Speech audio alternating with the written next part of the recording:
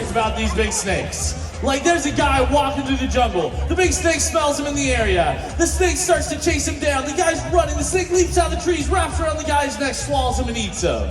Well, is that really the way it works?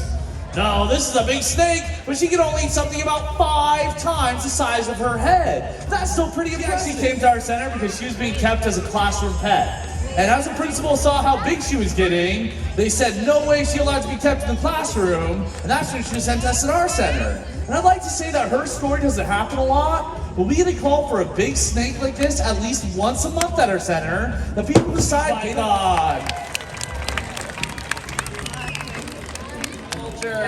Gotta say, I love that bald head of his. I just really hope I don't end up looking like him in 10 years. That red head is a reminder for me to put sunscreen on before coming out here on stage. Now, turkey vultures, they get up in the morning, first thing they're gonna do is spread those big wings and sunbathe. Lazy, but he is actually working. He's sniffing and smelling for the grossest, disgusting, stinky, rotten things that he can find. And when he finds something gross that's been dead for a while, do you know what he says? Yummy, lunchtime, and flies on down to make a meal out of it. Clean their legs?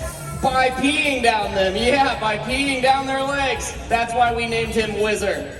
Now, Whizzer's been with us for over 17 years because somebody had the nerve to shoot this big, beautiful bird in his left wing. Reindeer are actually the domesticated version of the caribou, and these guys have been domesticated in Northern Europe for the past 7,000 years. And although Yukon looks like he's the victim of a bad haircut, he's just shedding his winter coat for the summer season. Those extra wide hooves of theirs work like snowshoes, allowing them to walk through the Arctic tundras with ease. They also act like paddles, allowing them to even swim across rushing riverways. But my favorite thing to talk about are those big antlers. These fuzzy bone growths are the new antlers coming back in for the season. See, every single deer species sheds their antlers every year. Those big antlers fall off their head.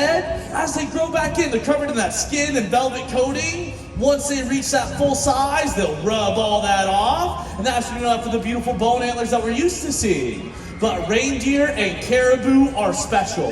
They're the only deer species that both males and females get the antlers. The males, they use theirs to fight for all the girls during mating season.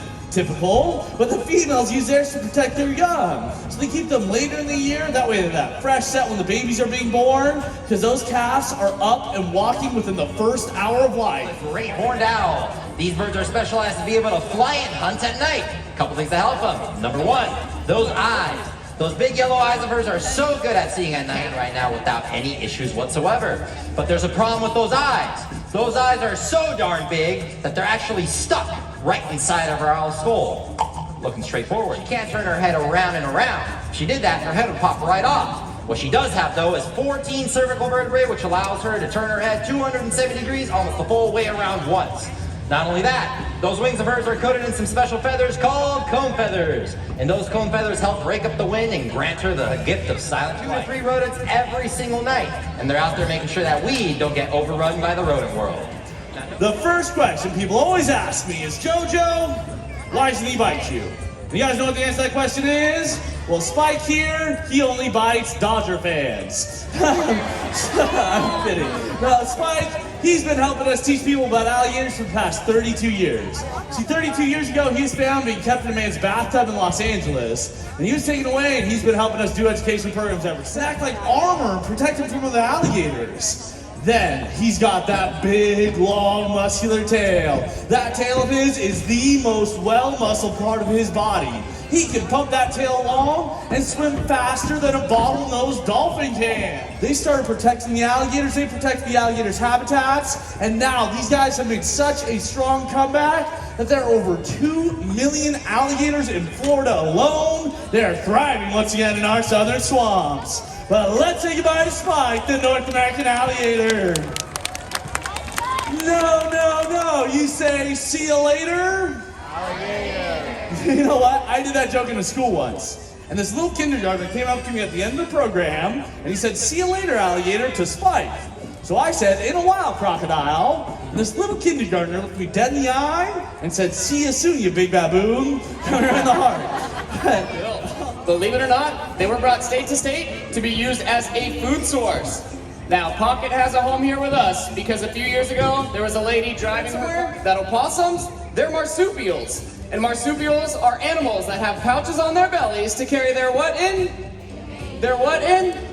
Their lunches. Yeah, no, of course, to carry their babies. So she bravely reached into that pouch and realized there were still 5 little baby opossums inside. So she scooped them all up, took them to a rehab center where they would have the best chance to make it back out there in the wild. Babies. I mean, if I had 50 children, I'd only want to live about 3 years myself. Pocket is one amazing animal and has the distinction of being North America's only marsupial. He sure is one awesome possum, so let's say goodbye to Pocket. She was on one of her very first flights up in Sitka, Alaska, when she tried to steal a fish from a fisherman. But this person didn't take kindly to that and actually shot this beautiful bird in her left wing. And somehow, this young bird managed to swim her way back to shore, where she was taken in by a special wildlife vet that saved her life. But unfortunately, they couldn't save that left wing of hers, and they had to amputate it below her elbow. So her missing that left wing completely takes away her ability to fly. It also gives her some balance issues as well.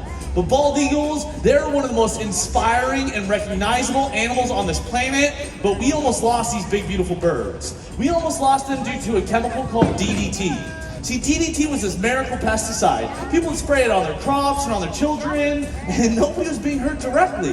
That chemical would wash into the riverways. It would be absorbed by the fish. The eagles would then eat those fish, and the eagles themselves would survive. But they ended up with a calcium deficiency. And that calcium deficiency resulted in the bald eagles laying extremely soft eggs. So when they would nest, the eggs would break, and no new generations of eagles were being born.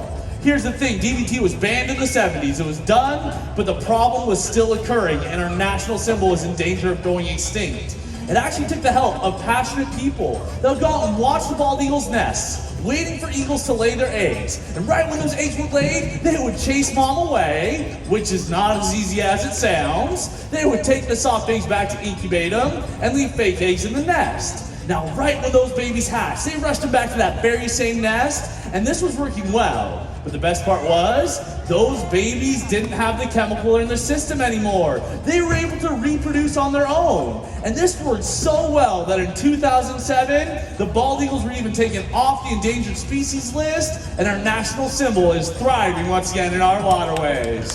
Absolutely. They would just see them waddling along the roadways and they'd scoop them right up. Now it got even worse when people decided they didn't want to take care of them anymore, and they actually released them back out into the wild. Now the problem with this was that all those pet tortoises actually had a respiratory disease that they passed on to the wild populations. So in order to stop this from continuing, California Fish and Wildlife actually released grants and permits to allow these guys to be kept under human care to prevent the spread of disease.